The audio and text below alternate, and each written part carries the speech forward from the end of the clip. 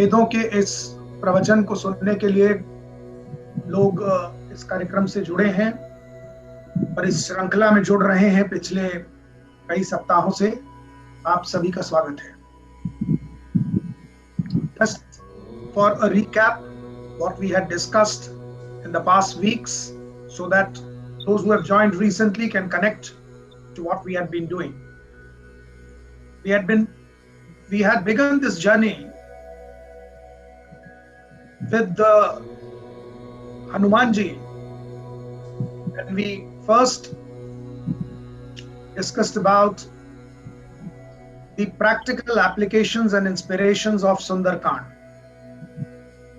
उसके बाद हमने वेदों की ये श्रृंखला शुरू की है, जिसमें हम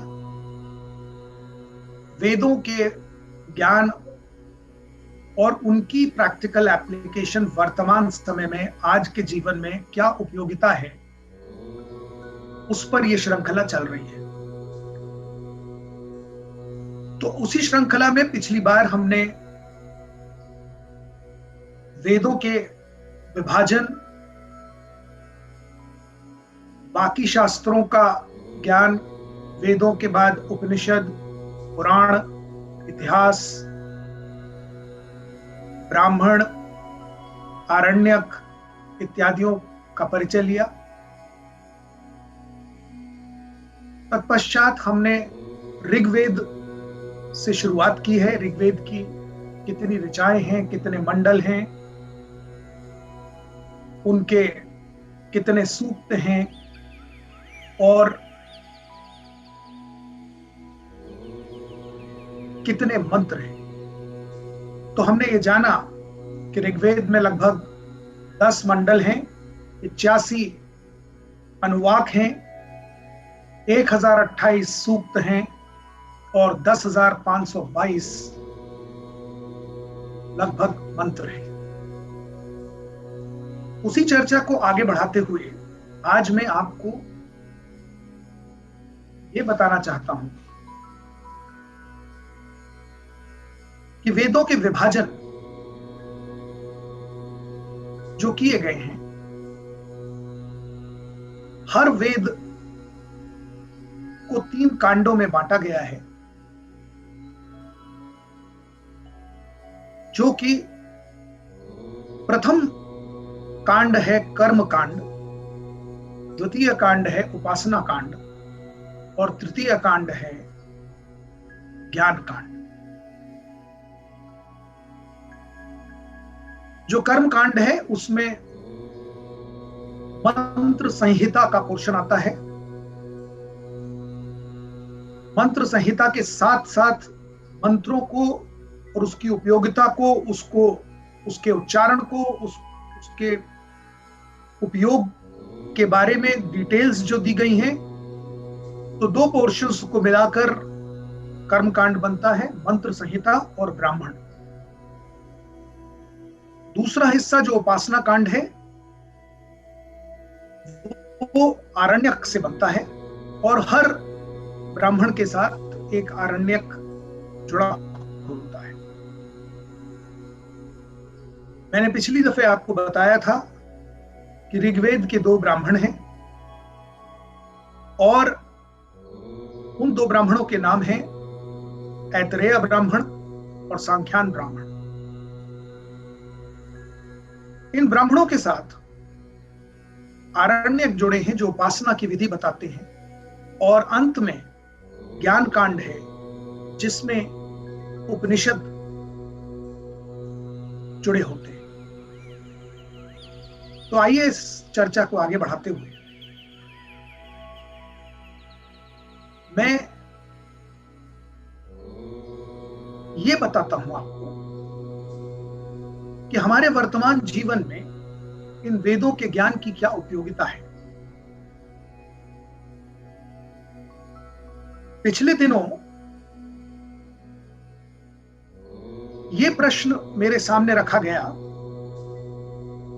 कि जितने भी लोग इस सभा में जुड़ते हैं, उन्होंने ये प्रश्न किया कि यदि हम इस व्याख्यान से पहले कुछ पुस्तकें पढ़ सकें, प्री रीडिंग कर सकें, तो कौन सी पुस्तकें पढ़ना उपयोगी होगा, किन पुस्तकों को पढ़ के हम थोड़ा सा इस व्याख्यान के लिए प्रिपेयर रह सकते हैं। जब ये प्रश्न मुझसे पूछा गया तो मेरा उत्तर ये था कि अभी वो स्टेज नहीं आई है, क्योंकि कई बार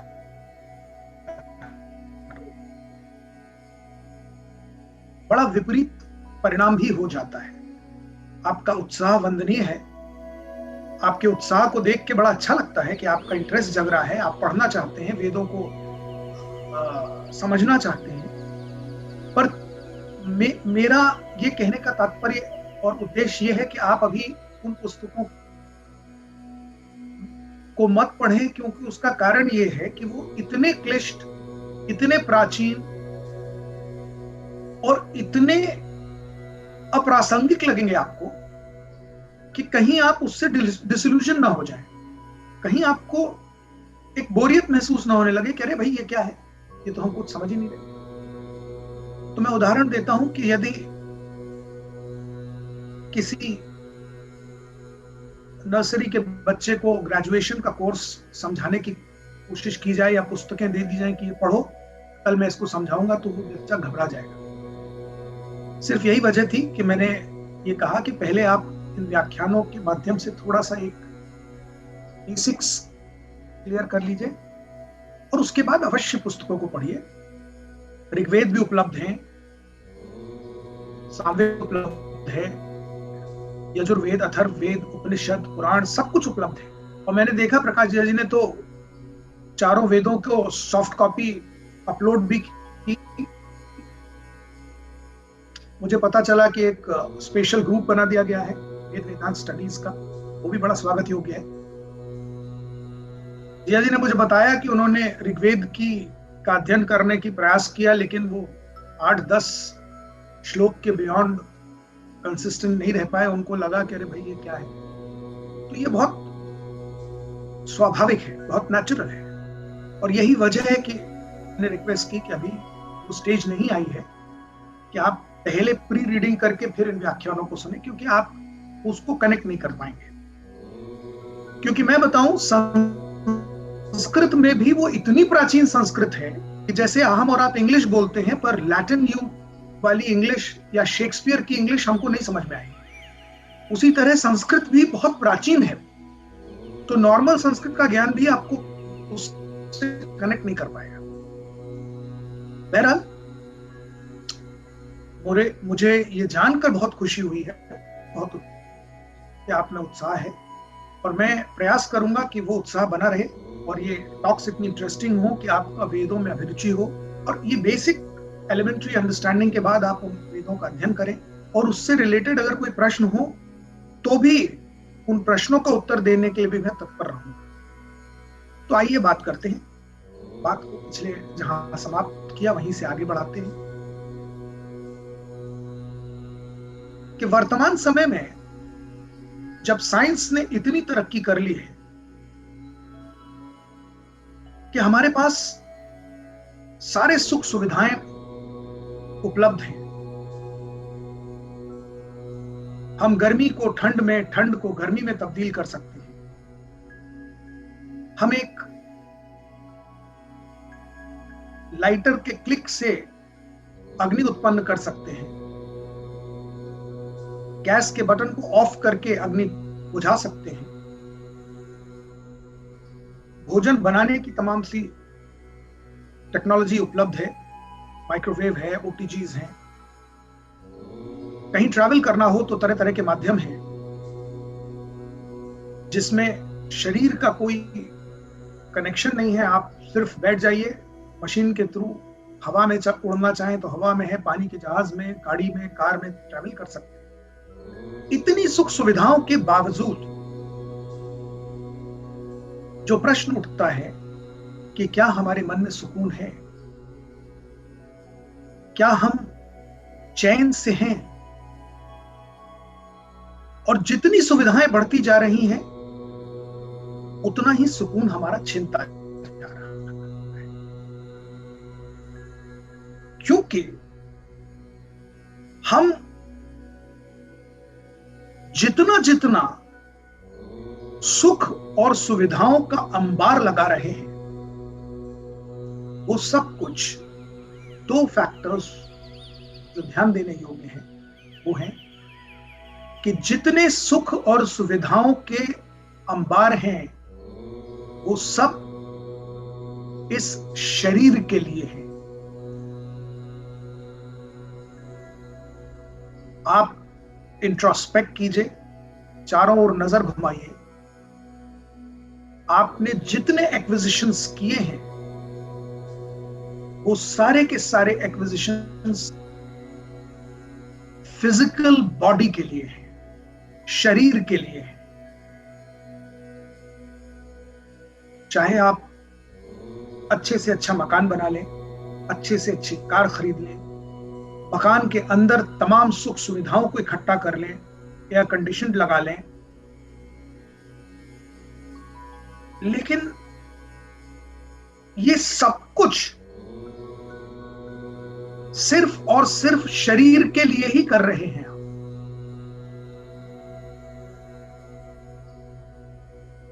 और आप जब भी कोई एक्विजिशन करते हैं तो बड़ा मन खुश होता है, लेकिन आप नोटिस कीजिए कि थोड़े दिन में वो खुशी डिप्लीट होने लगती है और एक नई एक्विजिशन के प्रति आपकी उम्मीद जगने लगती है, आपकी इच्छा किसी नए एक्विजिशन की तरफ केंद्रित हो जाती है। You want to achieve more, but this time again you want to achieve something for this body only. अगर आपके पास मकान हो गया है तो आप कार चाहते हैं, कार हो गई है तो बेहतर कार चाहते हैं, और जिस दिन आपका मकान बन जाता है आप बेहद खुश होते हैं, लेकिन धीरे धीरे you become habitual to that house. फिर आप उस घर में नई नई सुविधाओं का अंबार लगाते हैं। जब भी कोई नई चीज आती है you become happy, you feel elated, but gradually that settles down. That happiness settles down, and within few days or months some new desire starts taking shape. Then you want to have something new, कुछ नया पाने की इच्छा जागृत होने लगती है, और ये साइकिल हमारी चलती रहती है। नई एक्विजिशन हैप्पीनेस देती है, फिर वो हैप्पीनेस धीरे धीरे धीरे धीरे सेटल डाउन हो जाती है, कम हो जाती है, और फिर हम हैबिचुअल हो जाते हैं उस एक्विजिशन के, उस प्रोडक्ट के, और नई डिजायर्स फिर शुरू हो जाती है। इसके साथ साथ एक और प्रक्रिया होती है हमारे अंदर, वो प्रक्रिया होती है जो हमारी एक्वायर्ड चीज है वो कहीं छिन न जाए, कहीं खराब ना हो जाए, कहीं टूट न जाए, कहीं उसको कोई चुरा न ले, कहीं वो यूजलेस ना हो जाए। एक इनसिक्योरिटी शुरू हो जाती है, एक भय शुरू हो जाता है। मैं आपको एग्जाम्पल दूं, अगर आपने कोई नई कार खरीदी है तो उस नई कार में आप इतने इलेटेड होते हैं, इतने खुश होते हैं कि आप नहीं चाहते कि उसमें एक स्क्रैच भी लग जाए, और अगर एक स्क्रैच भी लग जाता है तो आपको पीड़ा होती है, तकलीफ होती है। आप अगर उस कार से कहीं ट्रैवल कर रहे हैं और while traveling that car gets some dent, कहीं किसी ने उसको ठोकर मार दी उस कार को, और उसमें डेंट लग गया, उसका पेंट स्क्रैच हो गया, कल्पना कीजिए कितनी पीड़ा होती है, कितनी तकलीफ होती है। उस तकलीफ के रिएक्शंस के रूप में क्रोध उत्पन्न होता है। जिसने ठोकर मारी है, आप उस पर क्रोधित होते हैं।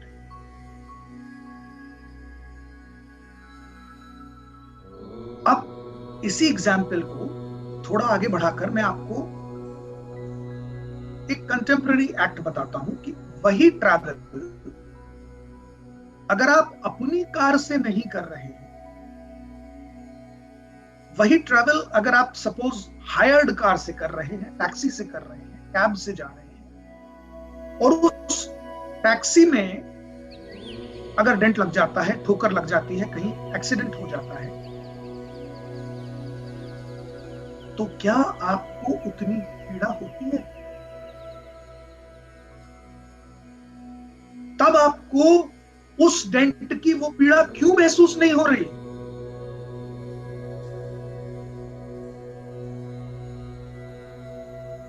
एक्ट वही है, डेंट वही है, एक्सीडेंट वही है,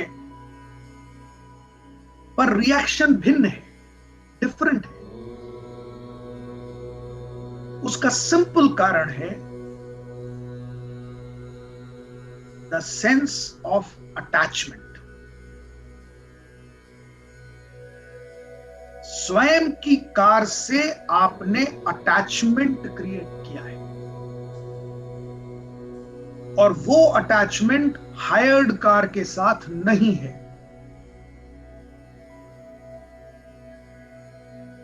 वो अटैचमेंट चूंकि आपका उस हायर्ड या टैक्सी के साथ नहीं है, आपकी पीड़ा वैसी नहीं है। ये एग्जाम्पल मैंने आपको इसलिए दिया कि आपके परेशानी का कारण यही अटैचमेंट है, जिसको संस्कृत में राग कहा जाता है। संस्कृत में इस अटैचमेंट को राग कहा गया है, वेदों में इसे राग कहा गया है। दो टर्म्स हैं, राग और द्वेष। स्वयं के एक्विजिशन से राग हो जाना बड़ा स्वाभाविक है, और दूसरों के एक्विजिशन से द्वेष रखता है। आप सब अगर इवॉल्व हैं, अगर आपने अपने आप को बेहतर इंसान बनाया है, तो दूसरे की एक्विजिशन से आप शायद द्वेष ना रखें। हो सकता है आपने अपने मन को इस तरह से ट्रेन किया है कि दूसरे की एक्विजिशन से आपको द्वेष नहीं हो। बहुत अच्छी बात है, पर राग तो हो रहा है ना अपने स्वयं के एक्विजिशन से।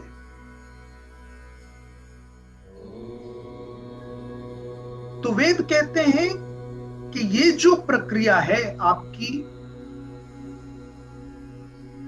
एक्विजिशंस की, वो ही आपको भ्रम में रखती है। सारे जीवन मनुष्य की एम्बिशंस एक्विजिशन पर ही हैंग करती रहती है। और जब मैं एक्विजिशंस की बात कह रहा हूं, तो एक्विजिशंस सिर्फ मटेरियलिस्टिक अचीवमेंट्स के एक्विजिशंस की बात नहीं कह रहा। एक्विजिशंस हर तरह के, मटेरियलिस्टिक फिजिकल एक्विजिशंस, गाड़ी घोड़ा घर द्वार, दूसरे एक्विजिशंस कि मुझे अच्छी नौकरी मिले, मेरी अच्छी आमदनी हो, मेरी सैलरी अच्छी हो, मेरा प्रोफेशन अच्छा हो, ये भी एक्विजिशन है। तीसरा एक्विजिशन होता है यश की कामना, कीर्ति की कामना। समाज में मेरी पोजीशन ऐसी हो, मैं यूं माना जाऊं, ऐसा जाना जाऊं। ये सारी प्रक्रिया ही आपके जीवन का मूल आधार बन गई है। आप विचार कीजिए, इसके बाहर क्या सोच किसी भी व्यक्ति की संसार में है? हर व्यक्ति रात दिन इसी भ्रम, इसी भ्रमर, इसी भ्रमजाल में घूम रहा है। क्या क्या एक्वायर करूं, क्या क्या उस एक्विजिशन को कैसे प्रोटेक्ट करूं, कैसे उसे एंजॉय करूं, और कैसे उसे खोने न दूं, बर्बाद न होने दूं, टूटने न दूं। और यही निरंतरता हमारे तकलीफ का, हमारे दुख का कारण। तो वेद कहते हैं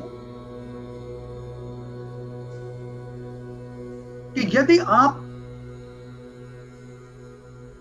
इन मटेरियलिस्टिक अचीवमेंट्स पर, एक्विजिशंस पर अपने ध्यान को केंद्र करते रह जाएंगे और इनमें सुख ढूंढेंगे, तो जितनी जितनी एक्विजिशंस आप करेंगे, जितना पोजेशंस आप इकट्ठे करेंगे, उतना ही सुख आपसे इल्यूड होता जाएगा, उतना ही सुख आपसे दूर भागता जाएगा, क्योंकि आपके सुख की परिभाषा ही गलत है। आपने अपने सुख को उन चीजों में कनेक्ट कर दिया है जो क्षण भंगुर है,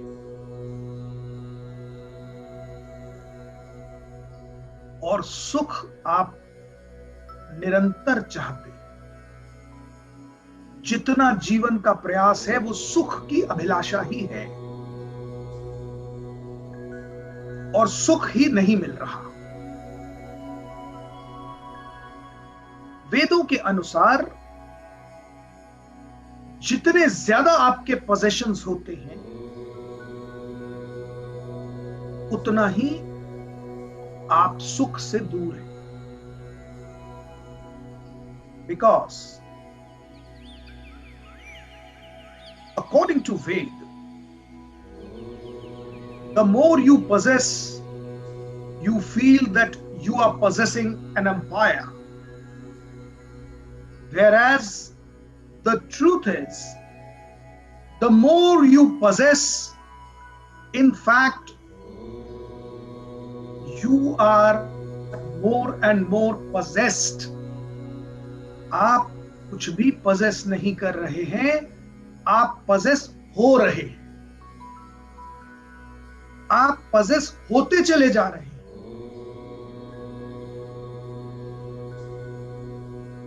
आप जितना जितना चीजों को इकट्ठा करते हैं, आपके विचार उनमें ही लिप्त होते जा रहे हैं, और आपके अंदर एक अहंकार उत्पन्न हो रहा है कि ये सब मेरा है, ये घर मेरा है,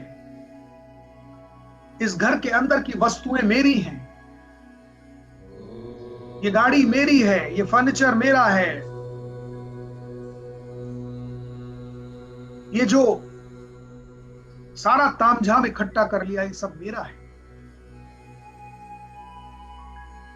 ये मेरा संस्कृत में अहम है,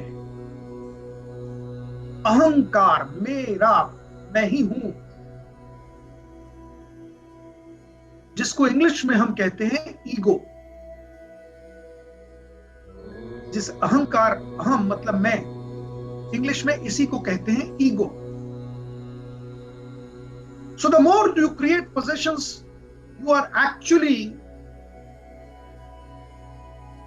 enlarging your ego. और जितनी बड़ी ईगो उतना ही जगह कहां बची हृदय में आनंद के लिए, सुख के लिए, क्योंकि सारा तो स्थान ईगो ने घेर लिया। कबीरदास जी का एक दोहा है, जब मैं था तब हरि नहीं, जो हरि आए तो मैं नहीं।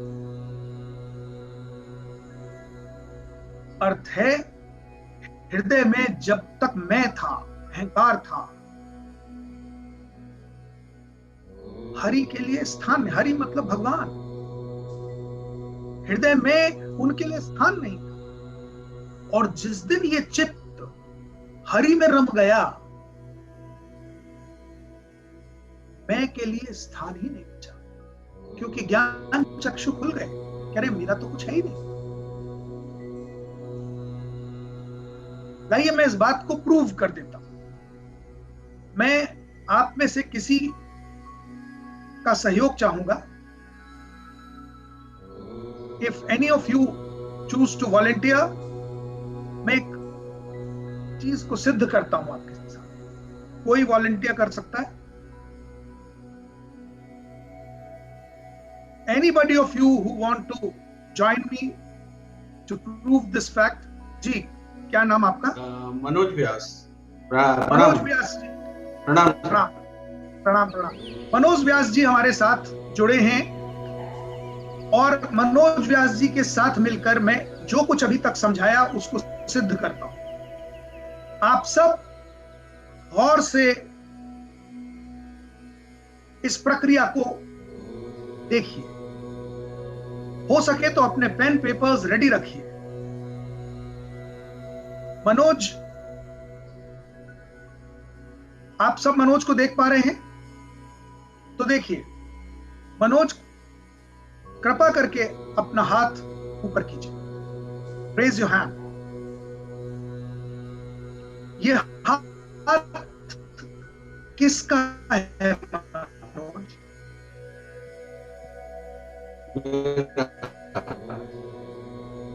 ये हाथ मनोज कह रहे हैं मेरा है। ये हाथ जरा चेहरे पर लगाइए। अब ये बताइए, ये चेहरा किसका है? मेरा। ये चेहरा भी मेरा है।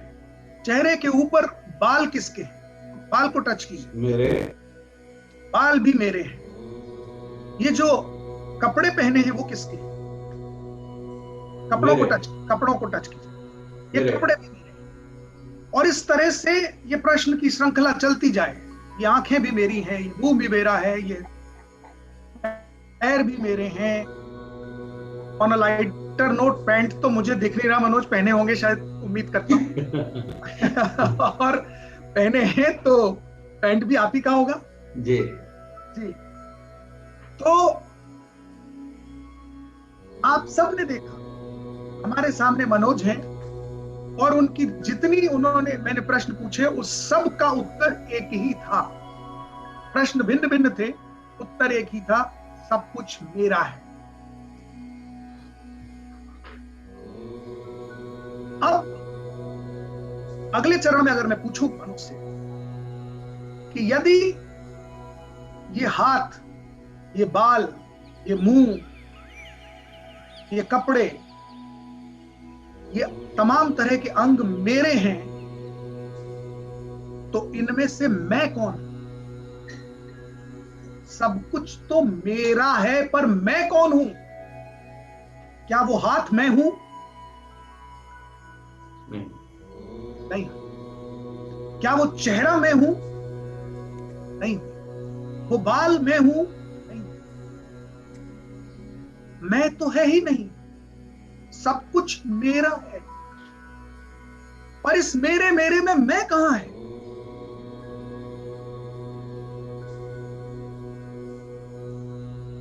हम बाल कटवाते हैं, बाल कट के गिर जाएंगे, ये मेरे बाल कट गए, पर मैं कौन है? और मैं ये आपको फूड फॉर थॉट दे रहा हूं इस पूरे उदाहरण से, इस प्रक्रिया से जो मैं सिद्ध करना चाहता था कि ढूंढिए इस मैं को। और मैं ये नहीं कह रहा हूं कि मुझे आज ही उत्तर दीजिए, अगले प्रवचन तक, अगले सप्ताह तक इसका उत्तर ढूंढ के बताइए कि आप जिस मेरे मेरे मेरे को कह रहे हैं उसमें मैं कहां है। ये पहला चरण था प्रश्नों का। अब मनोज से मैं अगला चरण के प्रश्न करने वाला हूं। गौर कीजिए, ध्यान दीजिए। मनोज, आज आप इस प्रवचन की श्रृंखला में जब ज्वाइन हुए हैं तो किस वजह से ज्वाइन हुए?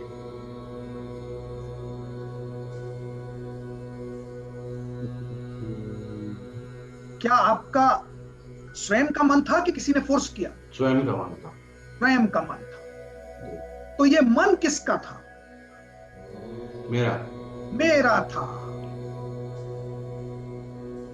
देखिए मनोज जी सिर्फ हाथ पैर मुंह बाल कान नाक तक नहीं रुके हैं, क्योंकि वो जो पहले चरण के प्रश्न थे वो सिर्फ फिजिकल बॉडी के बारे में थे। भौतिक शरीर जो हमें दिखता है, हाथ पैर नाक मुंह कान, सच तो ये है कि अगर वो सारा भौतिक शरीर मेरा है उसमें मैं नहीं है, तो मैं अगले चरण तक ढूंढ रहा हूं उस मैं को। मैंने पूछा कि स्वयं अपने मन से आए हैं, तो इन्होंने कहा मेरा मन था इसलिए मैं आया। तो ये मन भी मेरा है, और ये मन फिजिकल बॉडी की तरह टैंजिबल भी नहीं है, दिख भी नहीं रहा। आप में से किसी ने अपने मन को कभी देखा है?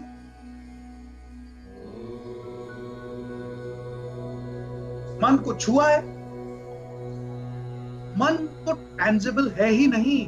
हाथ पैर मुंह नाक कान तो दिख रहे, टैंजिबल हैं, और मैंने वो प्रूफ किया कि वो मैं नहीं है। अब मन तो इनटैंजिबल है, और ये मन भी मैं नहीं है, क्योंकि मन भी मेरा है। और अगर मन मेरा है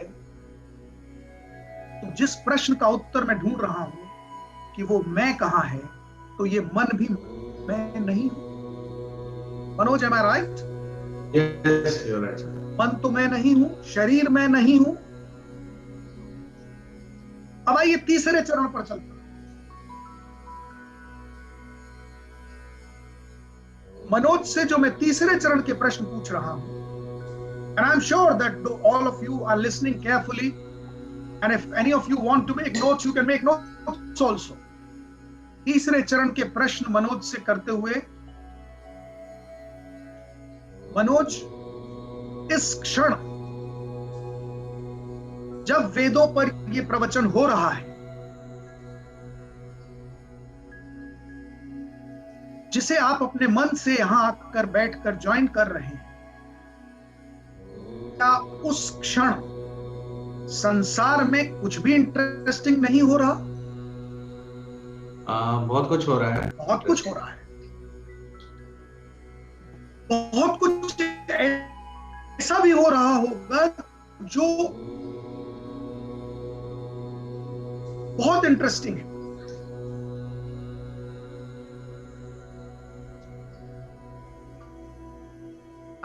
आदमी इस वेद के प्रवचन को ज्वाइन करने के लिए अगर आया है, अगर हम मनोज की बात कर रहे हैं कि ये अपनी फिजिकल बॉडी को लेकर यहां बैठे हैं, स्वयं के मन से बैठे हैं, और जब इन्होंने ये इस मन से बैठकर इसको ज्वाइन करने का निर्णय लिया, उस समय संसार में बहुत कुछ इंटरेस्टिंग हो रहा था, किंतु उन तमाम ऑप्शंस के बीच में इन्होंने वेद को चुना। ये जो चुनाव किया है, इस चुनाव को हम कहते हैं डिस्क्रिशन। selection.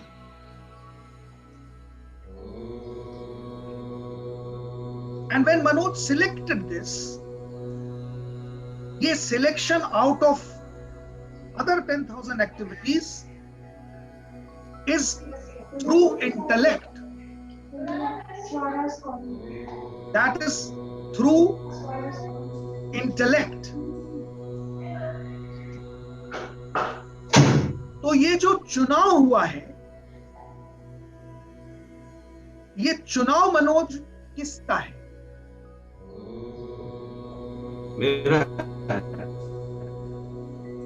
मेरा है। और मनोज से जितने ये 3 चरण के प्रश्न मैंने किए हैं, आप सब स्वयं से यही प्रश्न कीजिए, क्या आपके उत्तर मनोज से भिन्न हो सकते हैं? यही उत्तर आपके भी। मैं आप में से किसी से भी ये प्रश्न पूछूं, यही उत्तर होने वाला। तो अब आप इस टेस्ट को जो मैंने लिया है उसको समझिए। ये प्रश्न 3 चरण में मैंने पूछे। पहले प्रश्न फिजिकल बॉडी, हाथ, पैर, मुंह, नाक, शरीर के जितने अंग हैं उससे रिलेटेड फर्स्ट चरण के प्रश्न थे, और उस सब का उत्तर था मेरा। दूसरे चरण के प्रश्न मन से थे। मन यानी हार्ट, दिल ने किया तो मैं ये करने लगा। मन भी मैं नहीं हूं, मेरा है। और तीसरे सेट ऑफ प्रश्न है इंटेलेक्ट, डिस्क्रीशन, बुद्धि। बुद्धि 10,000 चीजों में से एक चीज का चुनाव करती है, सुनती है, और उस चुनाव को जब वो करती है तो कारण होता है। डिस्क्रीशन हमेशा कारण से उत्पन्न होता है। एक व्यक्ति जब किसी चीज का चुनाव करता है तो मन से भी ऊपर बुद्धि से निर्णय कर रहा है।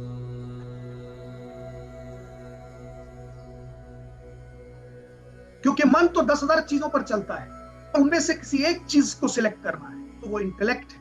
और वो इंटेलेक्ट किसका है? वो भी मेरा है।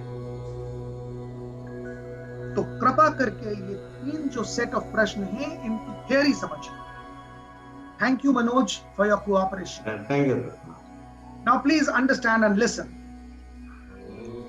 First set of body is called physical body, जिसको संस्कृत में हम कहते हैं, वेदों के भाषा में हम कहते हैं स्थूल शरीर। स्थूल शरीर मेरा है। दूसरे सेट ऑफ प्रश्न जो हमने मन के किए, तो हमारा दिल, हमारा मन, हमारा हृदय, इसे हम वेदों की भाषा में कहते हैं, क्योंकि मन दिखाई नहीं दे रहा, टैंजिबल नहीं है, इसलिए उसे कहा जाता है कृत्रिम शरीर, subtle body. The second set is called subtle body, कृत्रिम शरीर। और तीसरा सेट है इंटेलेक्ट, बुद्धि, जिसे वेद डिनोट करते हैं सूक्ष्म शरीर।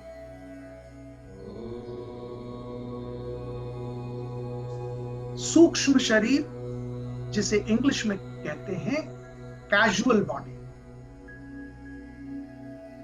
सो प्लीज अंडरस्टैंड,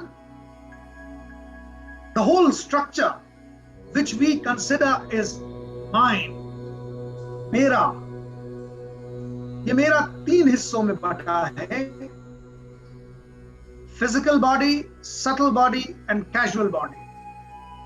स्थूल शरीर, कृत्रिम शरीर, सूक्ष्म शरीर। स्थूल शरीर, कृत्रिम शरीर, सूक्ष्म शरीर। और ये तीनों ही शरीर, all three types of body, मैं नहीं है, क्योंकि मैंने तीनों तरह की बॉडीज के रिलेटेड प्रश्न पूछ लिए। और ये प्रश्न सिर्फ मनोज से नहीं, आप सबसे थे। आप सब भी अब उत्तर दे रहे होंगे, तो सबके उत्तर में मेरा ही आ रहा। और अगर ये तीनों तरह की जो फाइनल आपकी बॉडी है, ये सब कुछ मेरा है, तो अभी ये सिद्ध हो गया कि इन तीनों में तो मैं नहीं है। तो ये मैं कहां है? कौन है ये मैं? किस मैं के चक्कर में आप पड़े हैं? किस मैं के आधार पर आप सब कुछ मेरा मेरा मेरा मेरा मेरा करते घूम रहे हैं? और ये चंद मिनटों का वार्तालाप नहीं है। ये मेरा और मनोज का जो एक प्रश्नोत्तरी की श्रृंखला हुई, ये चंद मिनटों में समाप्त हुई, पर इसका अर्थ चंद मिनटों का नहीं, सारे जीवन का है। पैदा होने से मृत्यु तक का ये वार्तालाप है, क्योंकि आप सारे जीवन इस मैं मेरा के ही भ्रमर में फंसे हुए, जबकि मैं कौन है ये आप पहचान ही नहीं, क्योंकि आपने कभी इंट्रोस्पेक्ट किया ही नहीं, कभी सोचा ही नहीं। कह रहे भाई, जब मैं सब कुछ मेरा मेरा मेरा कर रहा हूं, तो मैं ये तो ढूंढ लूं कि मैं हूं कौन? कौन हूं मैं?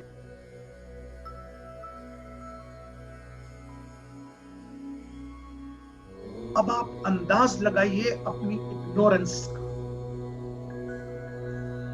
अज्ञानता का,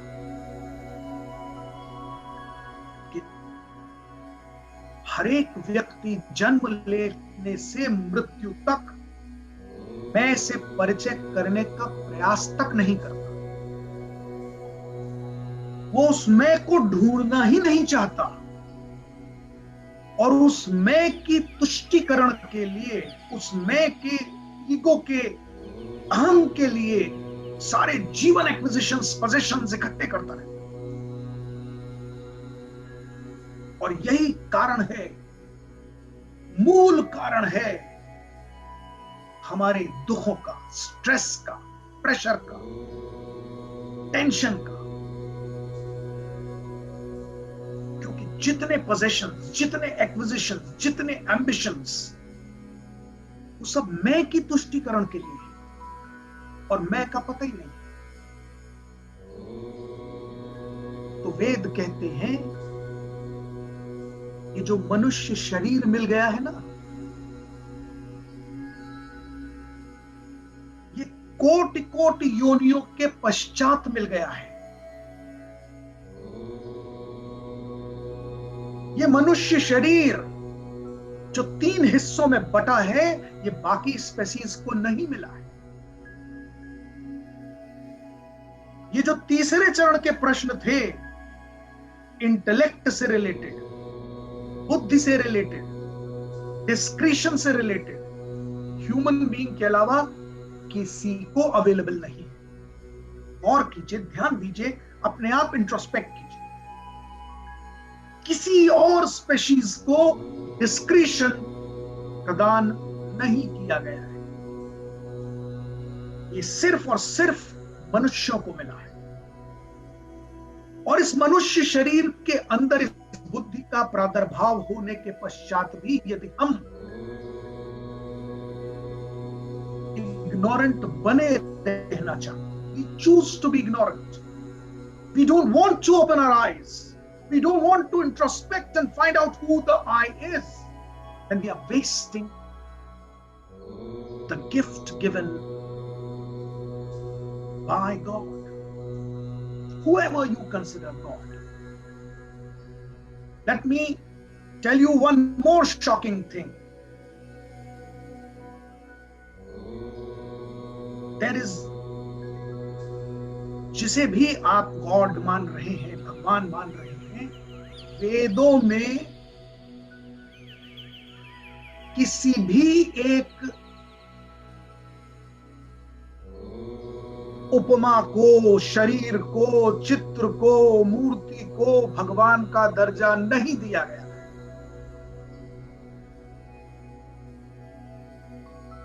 पिछले परिचर्चा में, पिछले प्रवचन में वेदों से संबंधित जब मैंने एक सत्य उजागर किया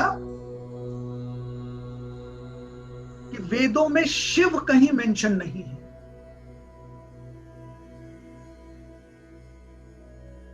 तो some people were shocked। लोगों के मन में ये प्रश्न आया कि अरे ऐसा कैसे हो गया? शिव जो हमारे आराध्य हैं वो वेदों में मिलते ही नहीं। Some people were not only shocked, some people were upset।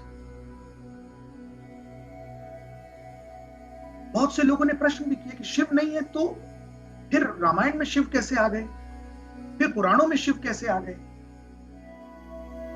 तो मैंने प्रयास किया उत्तर देने का। मुझे नहीं मालूम कितने लोग सेटिस्फाइड हुए, नहीं हुए,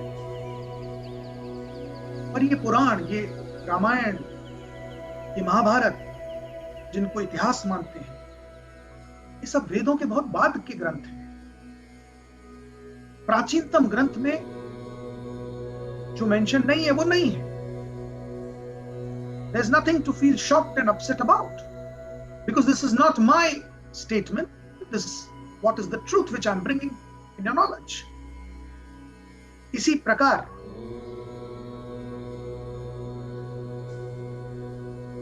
ऐसे बहुत से शौक आपको मिलने वाले हैं ऐसे प्रवचनों की श्रृंखला में कि वेदों में जितने भी भगवान की उपासना आप कर रहे हैं उनका कोई चित्र नहीं है।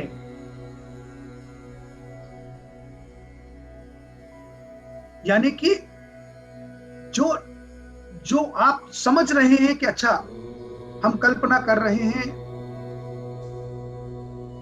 विष्णु की, तो गदा है, चक्र है, कमल है, शंख है। अगर हम कल्पना कर रहे हैं रुद्र की, तो कैलाश पर्वत पर बैठे हैं, सांप लिपटे हुए हैं, सिर पर चंद्र है। ऐसा कोई चित्र वेदों में नहीं है, क्योंकि वेद इससे बहुत गहन है, बहुत परे है। वेद आपको सत्य से परिचय करा रहे हैं, आपके अंदर की अंतरात्मा को जागृत कर रहे हैं, आपके अंदर के अहंकार को मिटा रहे हैं। जिस दिन ये अहम मैं ही अहम है, अहम ही अहंकार है, मैं की सोच ही अहंकार है, जिस दिन ये अहंकार मिट गया, तकलीफों का अंत हो गया, दुख समाप्त हो गया। दुर्भाग्य है कि आज हम अहंकार को एक व्यसन मान के चल रहे हैं कि अरे अहंकार मतलब प्राउड। नहीं, सॉरी, अहंकार मतलब मेरापन, मैं। जहां तक मैं है वो अहंग है। और इसीलिए कबीरदास जी का दोहा मैंने बताया, जब मैं था तब हरि नहीं, जो हरि आए तो मैं नहीं। हृदय जिस दिन उस परमानंद की शक्ति से भर गया तो अहंकार खत्म हो गया, मैं खत्म हो गया, मैं हूं ही नहीं।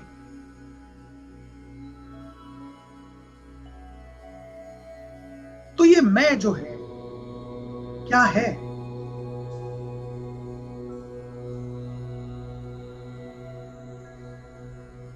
इस चर्चा को यहीं ड्रॉप कर दूं, आपको फूड फॉर थॉट दूं। अगले सप्ताह तक आप मैं को ढूंढिए, तो इस चर्चा को अगले सप्ताह पुनः आगे बढ़ाऊंगा। तो इसलिए आज दूसरी जगह शिफ्ट होगा, दूसरी परिचर्चा शुरू कर। और आपको परिचय कराता हूं वेदों के ज्ञान से।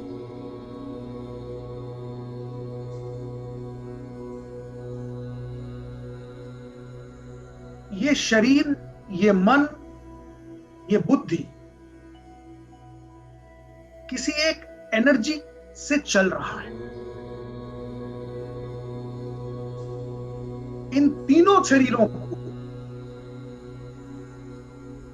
स्थूल शरीर, कृत्रिम शरीर और सूक्ष्म शरीर, फिजिकल बॉडी,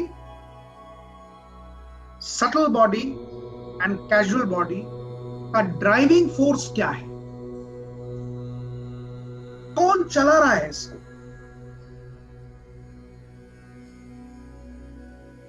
ये शरीर, हाथ पैर जो चल रहे हैं, वो उसको चलाने के पीछे कौन सी ड्राइविंग फोर्स है?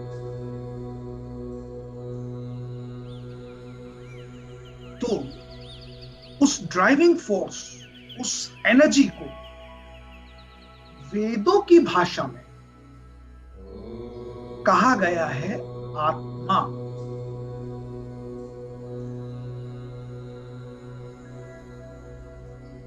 आत्मा हमारे शरीर में है तो हमारा शरीर चल रहा है। That energy is the driving force behind all three bodies. क्योंकि जिस क्षण ये आत्मा इस शरीर को छोड़ देता है,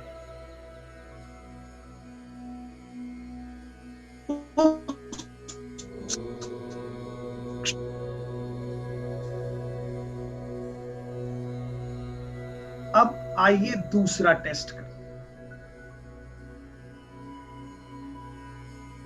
जिस बॉडी को आप अपना समझ बैठे, मैं मेरा कर रहे हैं, जिस मन को आप मैं समझ बैठे उसको मेरा मेरा कर रहे हैं, जिस बुद्धि से मेरा मेरा कर रहे हैं, और इन्हीं चीजों से आपने अटैचमेंट्स क्रिएट कर लिए, चाहे वो मटेरियलिस्टिक एक्विजिशंस के, पोजेशंस के, या रिश्तों के भी। ये मेरे पिता, ये मेरा बेटा, ये मेरा भाई, मेरी बहन, मेरा मेरा मेरा मेरा मेरा, ये सारे अटैचमेंट्स आपने क्रिएट कर लिए बिना मैं जाने। अब प्रश्न ये है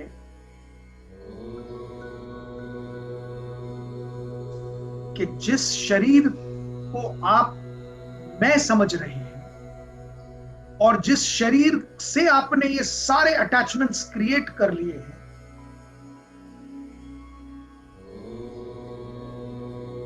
और आप सबके जो मन में एक दृढ़ विश्वास है कि मेरा बेटा मुझसे बहुत प्यार करता है, मेरी मां मुझसे बहुत प्यार करती है, मेरे पिता, मेरी पत्नी, मेरी बहन, तब प्रश्न ये है कि वो प्यार, वो अटैचमेंट है किससे? किससे प्यार करते हैं वो लोग?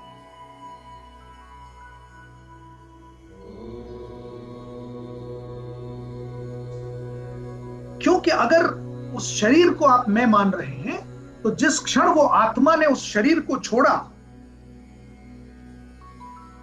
ये सारे प्यार करने वाले लोग, चाहे जिस रिश्ते से आप जानते हो, 24 घंटे से अधिक नहीं रखता अपने साथ। कितना भी प्यार हो, कितना भी लाड़ हो, दुलार हो, जिस क्षण वो एनर्जी निकली, वो सोर्स ऑफ एनर्जी जो ड्राइविंग फोर्स है आपके शरीर की, उस आत्मा ने इस शरीर को छोड़ा, वो सारे प्रियजन 24 घंटे भी आपको नहीं रखते, जिसे आप मैं समझ रहे हैं। वो मैं विदिन 24 आवर्स अग्नि के हवाले। और जो सबसे प्रिय है वही अग्नि दे रहा है, वही दाह कर रहा है।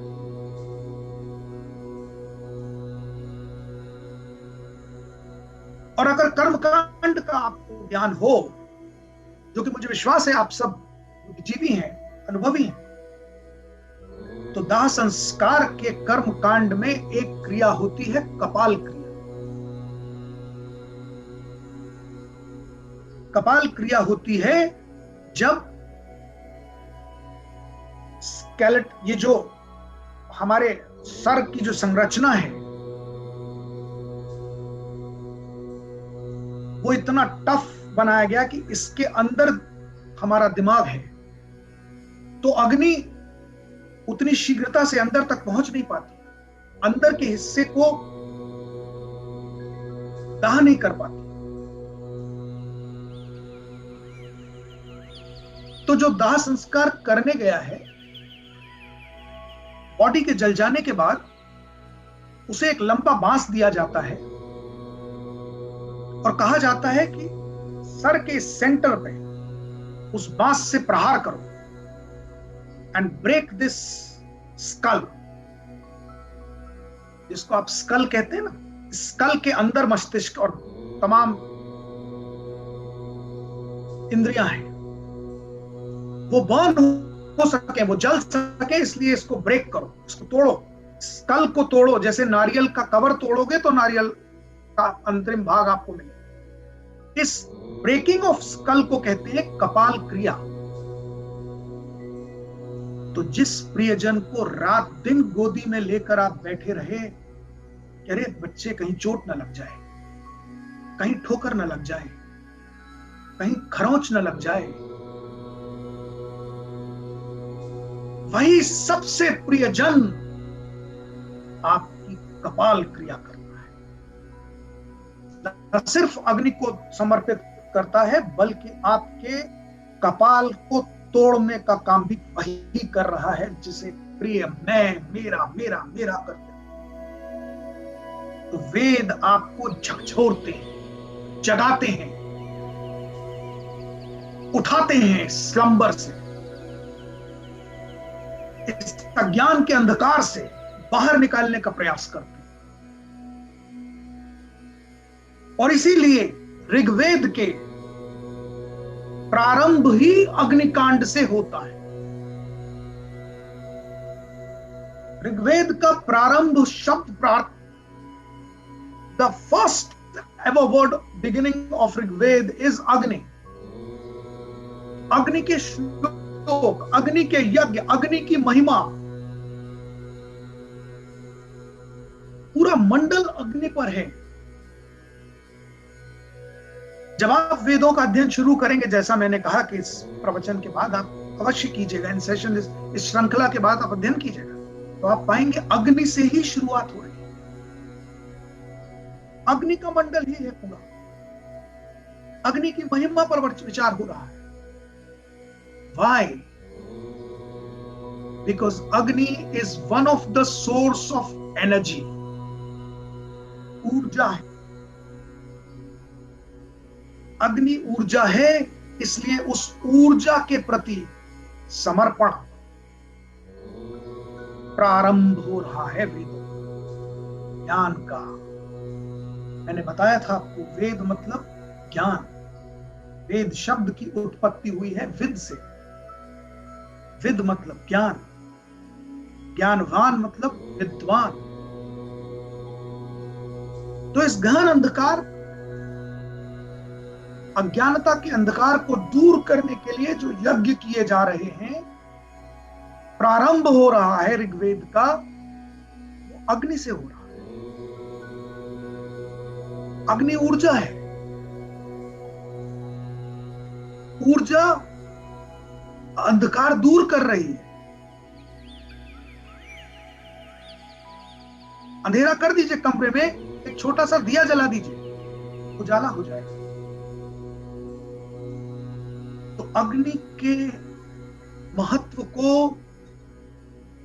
ईसा से 700 वर्ष पूर्व समझ पाना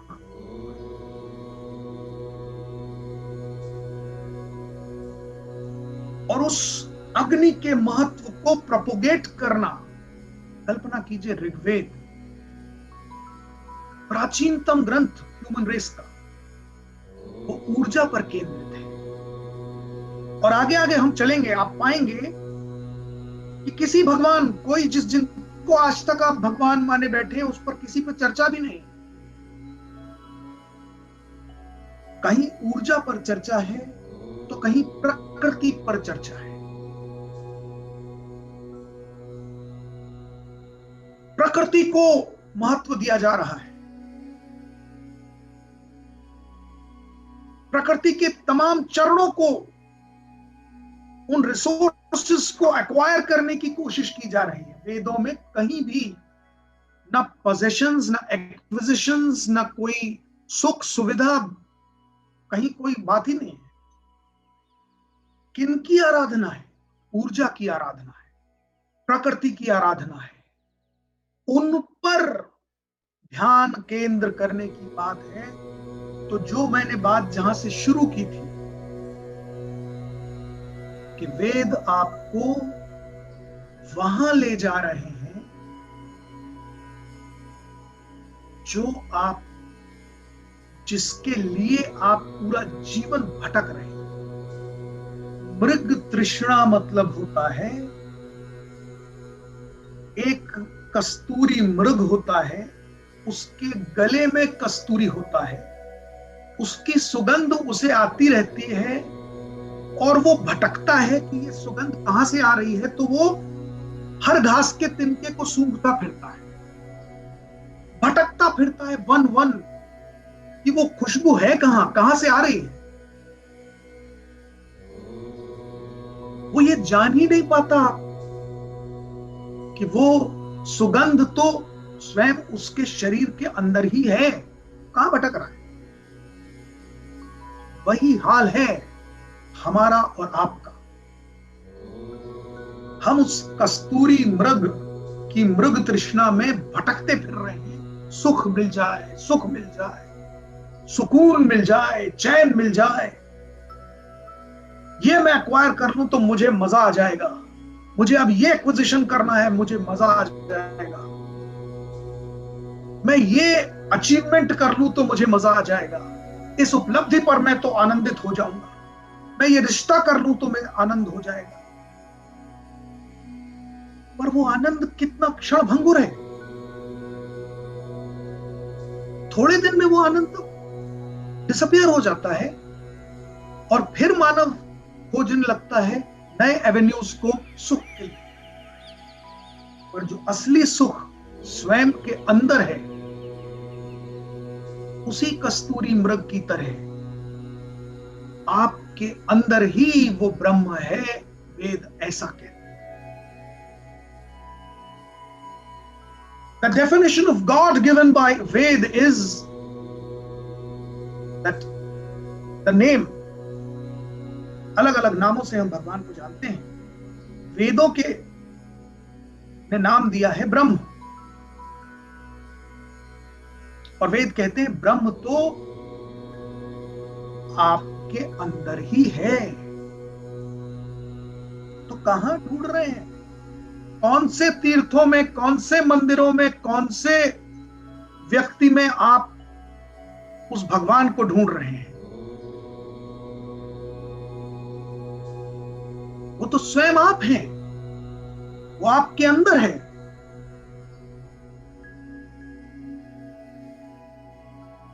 तो ये जो ड्राइविंग फोर्स जिसको मैंने कहा आत्मा,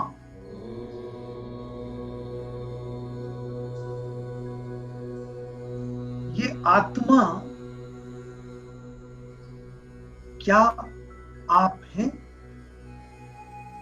जैसा मैंने कहा था कि 3 चरण के पहले प्रश्न मैंने आपसे पूछे, आपके physical body, subtle body, casual body के बारे में। स्थूल शरीर, कृत्रिम शरीर, सूक्ष्म शरीर। उसी प्रश्न श्रृंखला को आगे बढ़ाकर मैं आपसे पूछ रहा हूं, क्या वो आत्मा आप हैं? जिस मैं को आप मैं मान रहे हैं, ये तो आपने सिद्ध कर दिया कि वो शरीर, वो मन, वो बुद्धि आप नहीं, तो क्या वो आत्मा आप हैं? ये मेरा दूसरा फूड फॉर थॉट आपके लिए होमवर्क है। जब हम पुनः मिलेंगे अगले सप्ताह अगले प्रवचन पर, तब मैं जानना चाहूंगा कि आपकी शोध कहीं पहुंची क्या? क्या आप उस मैं को ढूंढ पाए जिस मैं के लिए सारा कुछ प्रपंच है, सारा आयोजन है? वो मैं ढूंढ पाए क्या? तो ये दूसरा फूड फॉर थॉट है कि आत्मा क्या मैं है? क्योंकि अगर वो आत्मा निकलते ही आप नहीं बच रहे हैं, वो शरीर फूंक दिया जा रहा है, तो क्या वो आत्मा ही मैं था? क्योंकि जब तक आत्मा है तभी तक सारे रिश्ते, नाते, पोजेशंस, मटेरियलिस्टिक एक्विजिशन, सब कुछ तभी तक है ना जब तक आत्मा है। आत्मा निकल गई तो कुछ नहीं, सब खत्म हो गया। तो शायद ये आत्मा मैं हूं।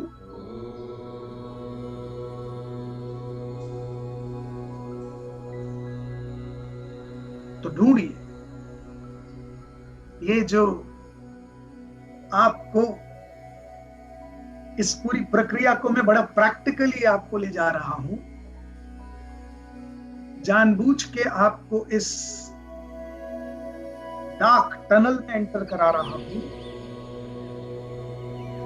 क्योंकि इस डार्क टनल को क्रॉस करके जब रोशनी पर पहुंचेंगे, प्रकाश दिखाई देगा,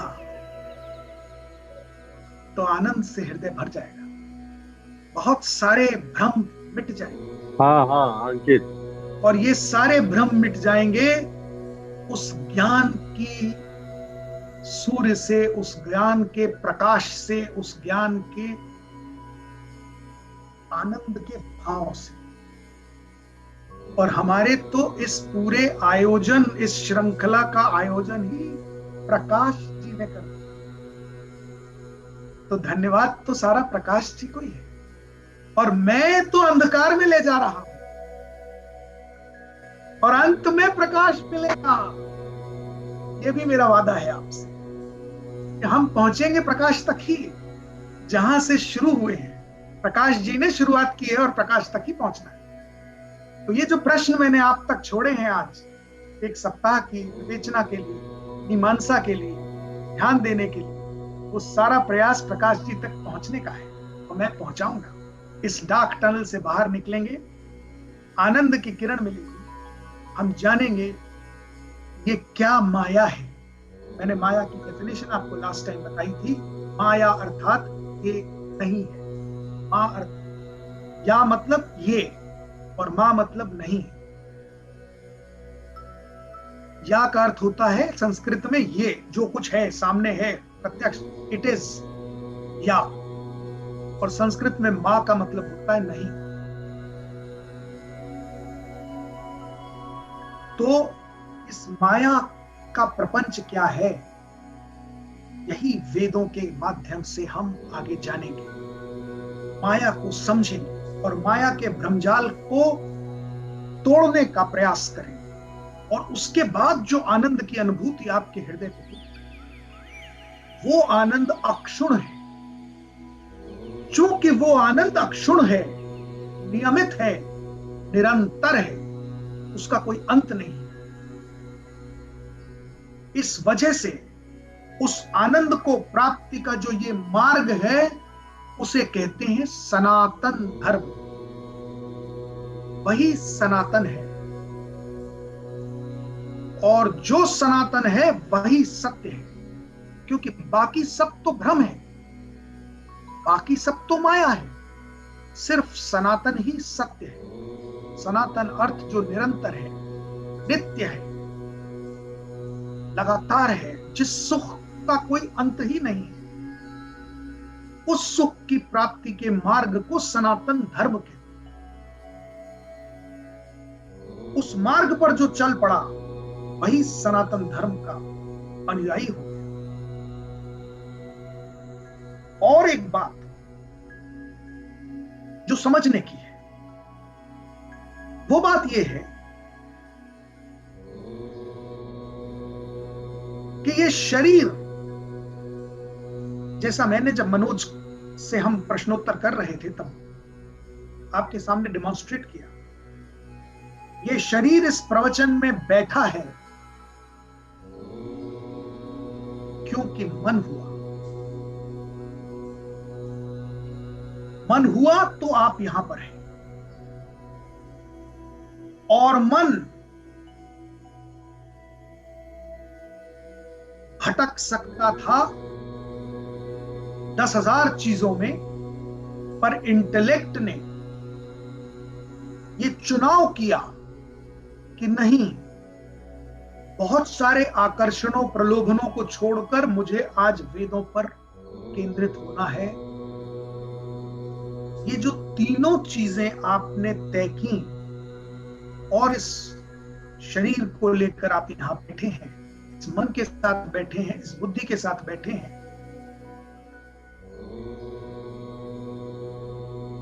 ये बात आज की श्रृंखला, आज के जो प्रवचन का मूल मंत्र मैं आपको बताने वाला हूं, गौर कीजिए, ध्यान दीजिए, समझिए। सुशारिथिश्वानिव यन्मनुष्य नीयते हीषु इर्वा जिन इव हत प्रतिष्ठम यज्जिरम जविष्ठम तन्मयी मनः शिव संकल्पमस्तु। इस श्लोक का अर्थ है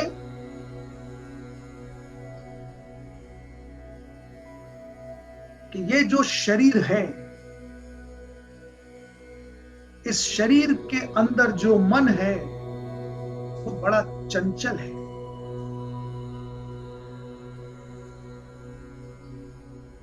मन आपको भटकाता है, जगह जगह भटकाता है। बहुत सारा काम आप इसलिए कर जाते हैं क्योंकि मन ने किया, तो मैंने ऐसा।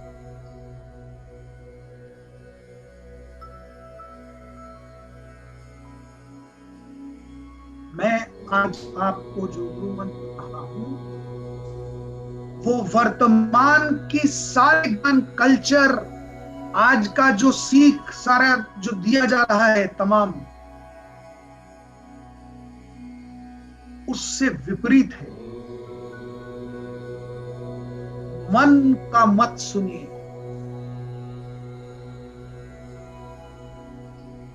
ये गुरु मंत्र याद रखिए, मन के अनुसार मत चलिए,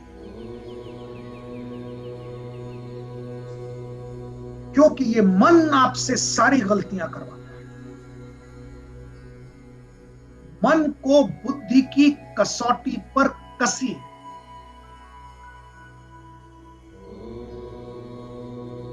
और ये चुनाव कीजिए कि क्या जो मेरा मन कर रहा है, जो मन मेरा कह रहा है, जो मन मुझसे करवाना चाह रहा है, वो सही है।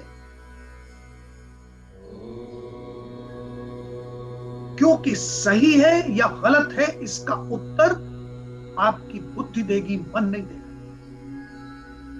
मन कभी आपको ये उत्तर नहीं देगा।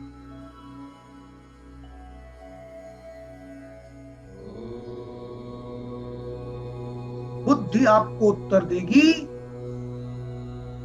कि जो मन में विचार आ रहा है वो सही है, गलत है। तो बुद्धि की कसौटी पर कसने के बाद ही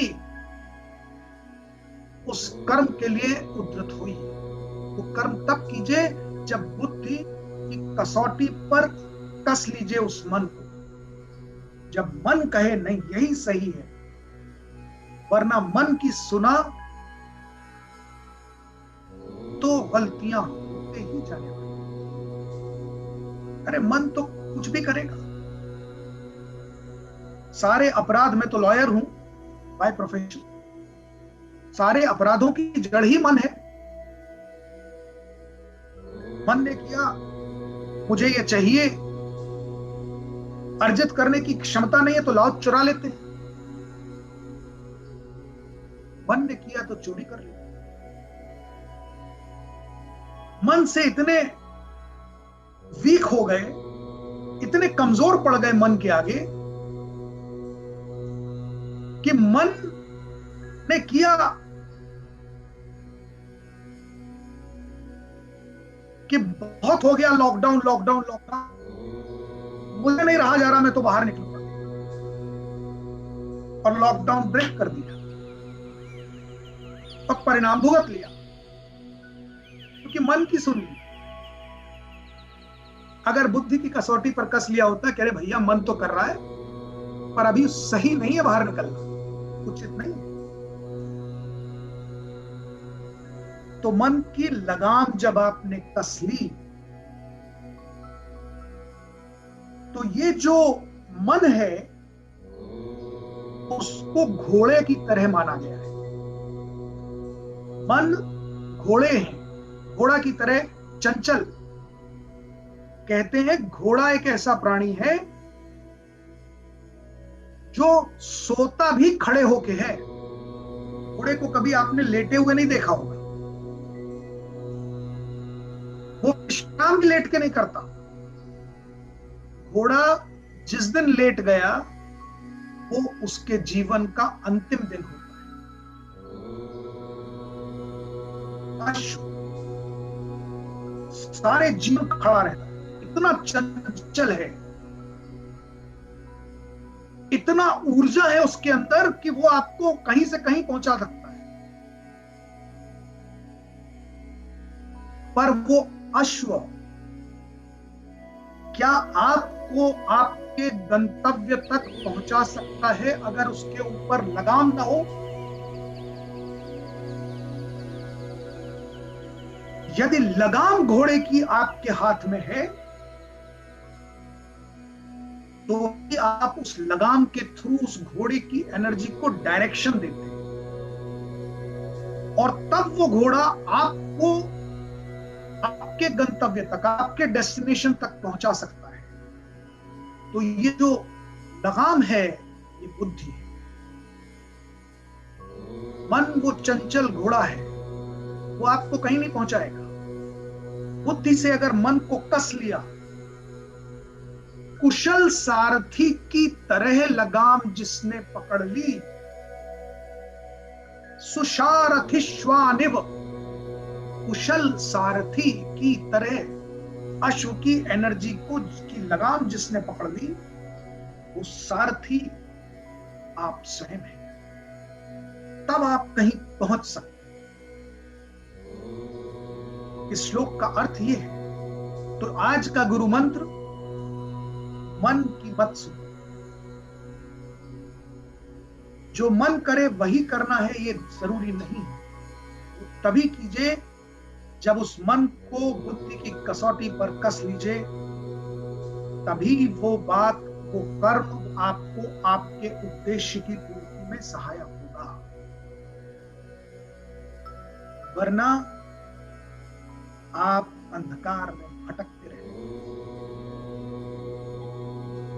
वेदों के ज्ञान की इस श्रृंखला को आज यहीं विराम देते हुए आप सबको प्रणाम।